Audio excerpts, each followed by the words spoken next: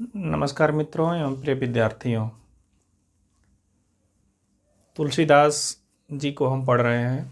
तुलसीदास जी के बारे में, उनका जीवन, उनकी रचनाएं और उनकी रचनाओं के बारे में विशेष तथ्यों के क्रम में हम 11वीं रचना तक पहुँचे हैं। 11वीं रचना उनकी जो है बरवे रामायण है, जिसका रचना काल 1612 ईस्वी रहा है। भाषा अवधी है। डॉक्टर माता प्रसाद गुप्त इसे संवत 1622 से 1664 के बीच की रचना मानते हैं। छंदों की बात किया जाए तो इसमें कुल 69 छंद हैं। सभी बरवे छंद हैं, जैसा कि नाम से ही पता है, बरवे रामायण। बरवे छंद में 12 एवं 7 मात्राओं के बाद यति होती है। यह एक मात्रिक छंद होता है। मानस के समान इसमें भी 7 कांड हैं। ये रचना रहीमदास के आग्रह पर की गई है। इसमें मंगलाचरण नहीं है। तुलसीदास की इस रचना में भी मंगलाचरण नहीं है।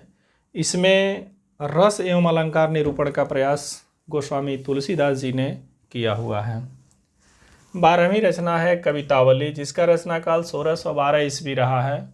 भाषा ब्रज है। पद संख्या 325 है। छंद कवित्त सवैया छप्पे झूलना। कवित्त सवैया झप्पे झूलना, ये 4 प्रमुख छंद हैं।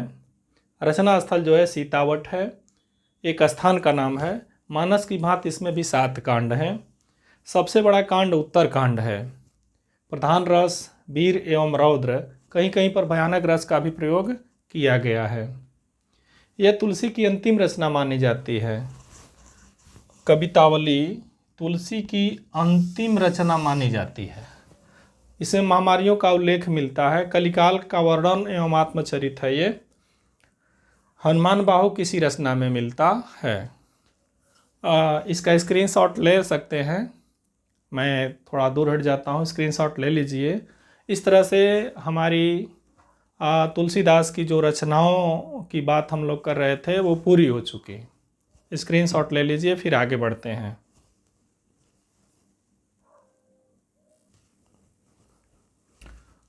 इसके आगे के क्रम में अगर देखते हैं हम, तो एक डायग्राम के माध्यम से समझा जा सकता है तुलसीदास की रचनाओं के संदर्भ में विशेष तथ्य। अब इनको हम थोड़े क्रम में विभाजित किए हैं 5 भागों में, क ख ग घ अंग। इसमें क में है प्रबंधात्मक रचनाएं। तुलसीदास की प्रबंधात्मक रचनाएं कौन कौन सी हैं, मुक्तक रचनाएं कौन कौन सी हैं, अवधि में रचनाएं कौन कौन सी हैं, ब्रज भाषा में रचित कौन सी रचनाएं हैं और ब्रज मिश्रित अवधि में कौन सी रचनाएं हैं, इनको एक जगह हमने करने का प्रयास किया है। ये परीक्षात्मक दृष्टि से बहुत ही महत्वपूर्ण है। रचनाओं को देख करके पूछा जाता है कि निम्नलिखित में से कौन सी रचना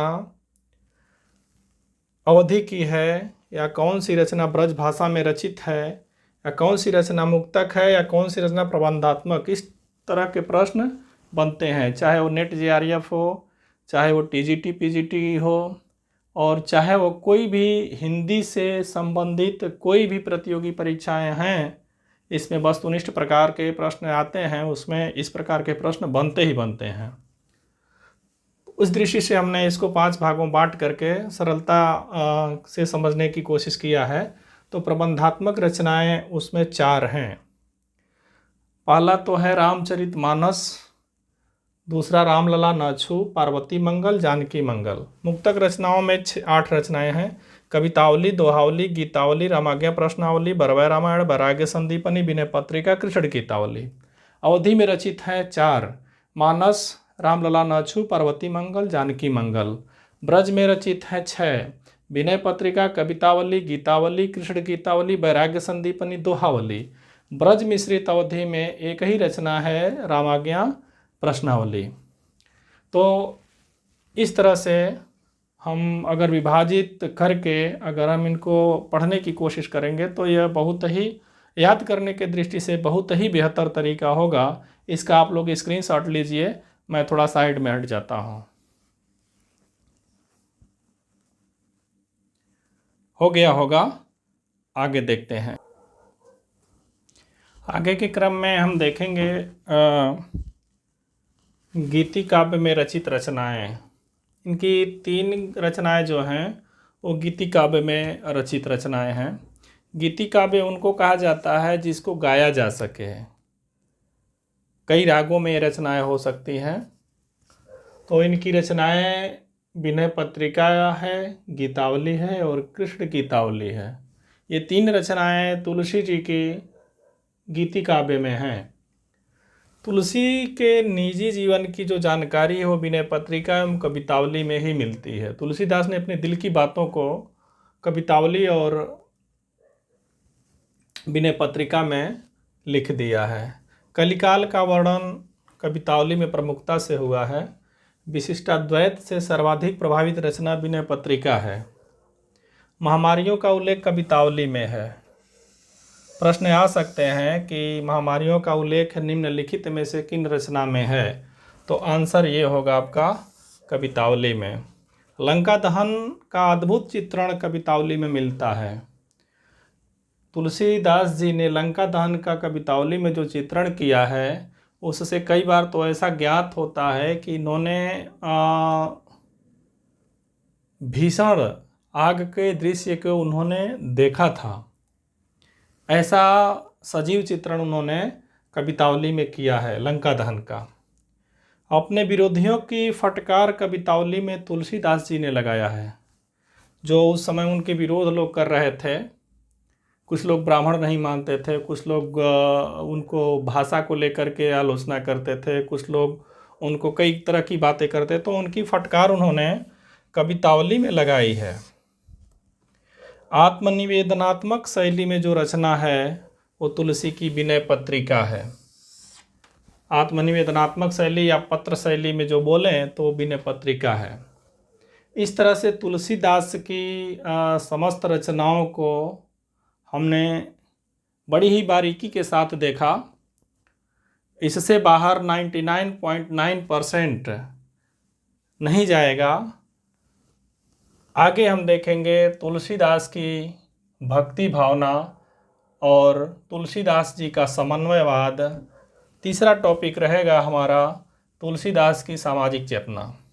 ये 3 टॉपिक तुलसी में हम देखेंगे और तो तुलसी का समझ लीजिए कि पूरा का पूरा हमारा ख़त्म हो जाएगा। इससे बाहर कहीं कुछ जाएगा नहीं। इस तरह से हमारे तुलसीदास जी संपूर्ण पूरे हो जाएंगे। और अभी तक अगर आपने इस चैनल को साहित्य सागर ऑनलाइन को आपने सब्सक्राइब नहीं किया है तो प्लीज़ सब्सक्राइब कर लीजिए, बेल आइकन को हिट कर दीजिए ताकि नोटिफिकेशन आपको समय पर मिलता रहे। इसमें इस चैनल पर तुलसीदास जी के जीवन से लेकर के उनकी व्यक्तित्व, कृतित्व और उनके बारे में जो प्रमुख बातें हैं सब कुछ एक श्रृंखलाबद्ध रूप में आपको मिलेंगी।